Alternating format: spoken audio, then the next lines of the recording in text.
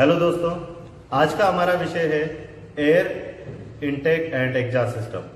और exhaust system में भी हम जानेंगे कि हमारी जो गैसें हैं वह इंजन से किस तरीके से बाहर जाती है। तो चलिए शुरू करते हैं हम। इसके बाद हम बात करते हैं एग्जॉस्ट सिस्टम की।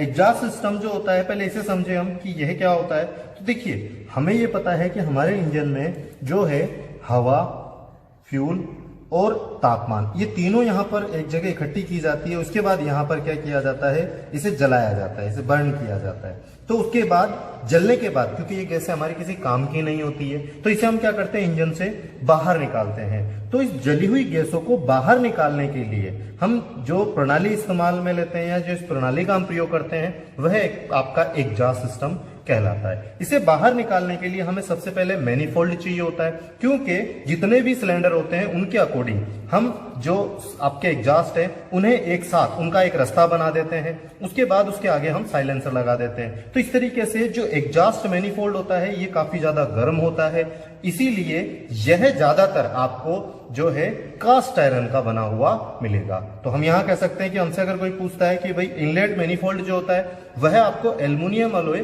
और कास्ट आयरन का मिल सकता है, लेकिन जो आपका एग्जॉस्ट मैनिफोल्ड है ये सिर्फ और सिर्फ आपको कास्ट आयरन का ही बना मिलेगा। तो इस तरीके से यहां से यह साइलेंसर से बाहर इसे निकाला जाता है। अब साइलेंसर में से इसीलिए गुजारा जाता है क्योंकि साइलेंसर, देखिए साइलेंस का मतलब शांत रखना या शांत रहिए हम बोलते हैं। तो यहां पर साइलेंसर का काम भी जो होता है वह यहां पर जब ये गैसें बर्न होती है तो वहां एक ब्लास्ट होता है, और उस ब्लास्ट में क्या होता है, शोर भी होता है। तो जब ये गैसें जली हुई बाहर निकलती है तो इन जली हुई गैसों के साथ साथ इसमें क्या होता है, शोर होता है, ध्वनि होती है। अगर हम इसे सीधा वायुमंडल में छोड़ देते हैं तो यह ध्वनि प्रदूषण करती है। इस समस्या से बचने के लिए हम तरह तरह के साइलेंसर प्रयोग में लेते हैं। तो चलिए इन साइलेंसरों को समझते हैं।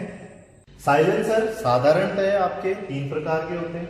यह प्रेस्ड स्टील के बनाए जाते हैं और इसे मफलर के नाम से भी जाना जाता है। तो चलिए शुरू करते हैं साइलेंसर के बारे में कि ये तीनों प्रकार के जो है ये अलग अलग किस तरीके से। तो सबसे पहला जो साइलेंसर आप देख रहे हैं यह है स्ट्रेट फ्लो साइलेंसर। इसके अंदर जो हमारी जली हुई गैस है वो किस तरीके से आती है। तो चलिए इसको समझते हैं कि देखिए ये जो भाग होता है ये आपका एग्जॉस्ट मैनिफोल्ड पे लगा होता है। यहां से जो गैसें होती हैं जली हुई यह हमारे साइलेंसर में प्रवेश करती है। क्योंकि यहां पर ये हवा एकदम सीधी आती है प्रेशर से। इसके बाद यहां पर आप देख रहे हैं कि एक बैरियर लगाया हुआ है।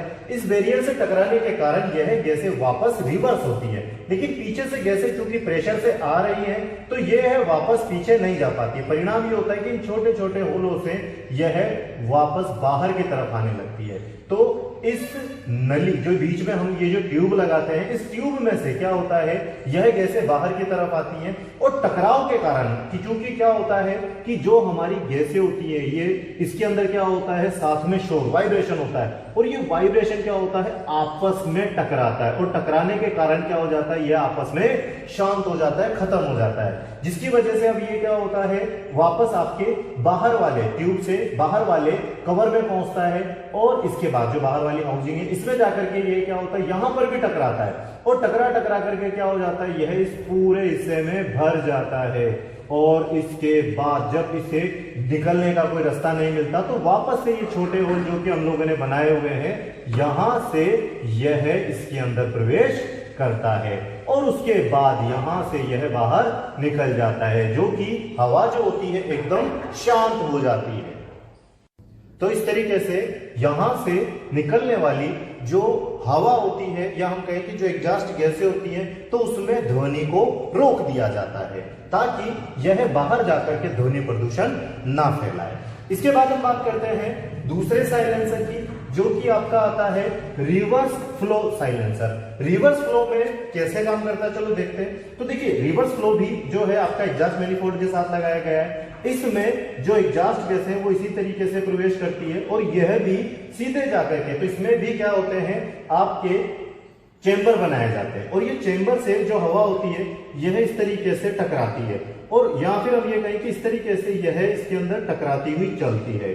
तो एक से अधिक जगह पर टकराने के कारण यह जो गैसें हैं इसके अंदर का जो वाइब्रेशन होता है यह शांत हो जाता है। इस तरीके से यह गैसें टकराती हुई चलती है और उसके बाद इसे यहां से बाहर निकलने में काफी समय लगता है, जिसकी वजह से आपसी टकराव के कारण, वाइब्रेशन के आपसी टकराव के कारण जब यह साइलेंसर से बाहर निकलती है तो बिल्कुल शांत होती है। जैसे साइलेंसर के लिए हम कहते हैं कि साइलेंसर, तो साइलेंसर का काम ही क्या है, हमारे इंजन में से उत्पन्न होने वाली जो ध्वनि है, जो आपका बाहर जाकर के वायुमंडल में क्या कर सकती है, वहां ध्वनि प्रदूषण फैला सकती है, तो इसे रोकना है। तो साइलेंसर जो शब्द लिया गया वो साइलेंस नामक शब्द से ही लिया गया है।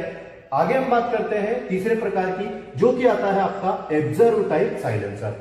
एब्जर्व टाइप जो साइलेंसर होता है, इसके अंदर हम लोग जो है कांच के, रेशेदार कांच, जो पतले पतले कांच के क्या होते हैं, रेशे होते हैं, उसे इसके बीच में भरा जाता है, जो कि आपके दोनों में से किसी भी प्रकार के हो सकते हैं।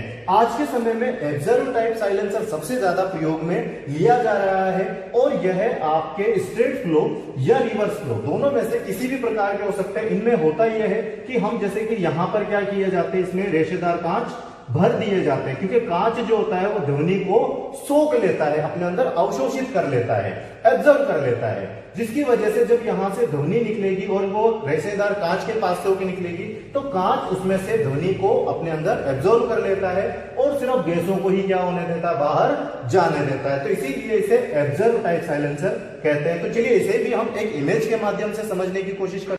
यहां इस इमेज में आप देख रहे हैं कि यह जो व्हाइट व्हाइट वाला जो भाग आपको दिखाई दे रहा है, यह रेशेदार कांच है, जिसे हमने क्या किया है, इसी तरीके के जो ये एक रिवर्स फ्लो साइलेंसर है जिसके अंदर हमने इसको रखा हुआ है। तो देखिए ये कैसे काम करता है। तो यहां से इस वाली नलकी में से क्या होता है, यह आपकी जली हुई गैसें आती है, जिसके कारण क्या होता है, ये आगे वाले हिस्से से टकराता है और ये वाला डिपार्टमेंट जो होता है यह आपका उन जली हुई गैसों से भर जाता है। इसके बाद यहां पर कोई दूसरा माध्यम नहीं है जहां से यह हवा जा सके, क्योंकि ये काटा हुआ है, कट लगाने के कारण ये निशान यहां पर आपको दिखाई दे रहे हैं। तो यह इस डिपार्टमेंट में जिस तरीके से भरेगा तो यहां पर ये जो जली हुई गैसें हैं, अब इस यहां इस भाग से होकर के कहां आएगी, दूसरे वाले डिपार्टमेंट में जाएगा। अब जैसे ही इस वाले डिपार्टमेंट में आ गया तो यहां पर भी एक ही रास्ता है, कौन सा, दूसरी तरफ वाला। ये भी यहां पर कट लगा करके दिखाया गया है कि यह जो ट्यूब है यह खोखली है। तो अब यहां से यह जो गैसें हैं ये कहां से निकलेंगी, दूसरे छोर से निकलेंगे और इसी का कनेक्शन फिर बाहर की तरफ साइलेंसर के साथ रखा जाता है और इसी तरीके से बाहर क्या हो जाएगी, ये जली हुई गैसें निकल जाएगी। तो इन रेशेदार कांचों के संपर्क में आने के कारण जो वाइब्रेशन होता है वह शांत हो जाएगा, क्योंकि ये क्या करेगा, वहां पर उस वाइब्रेशन को अपने अंदर अवशोषित कर लेगा। इसीलिए इस तरीके का जो साइलेंसर होता है यह एब्जर्व टाइप साइलेंसर कहलाता है। अंत में आप लोगों के लिए एक सवाल, आपको यह बताना है कि एग्जॉस्ट मैनिफोल्ड किस मटेरियल का बनाया जाता है। इसका जवाब आप मुझे कमेंट बॉक्स में दे सकते हैं। आशा करता हूं मेरे द्वारा दी गई जानकारी से आप संतुष्ट होंगे। धन्यवाद।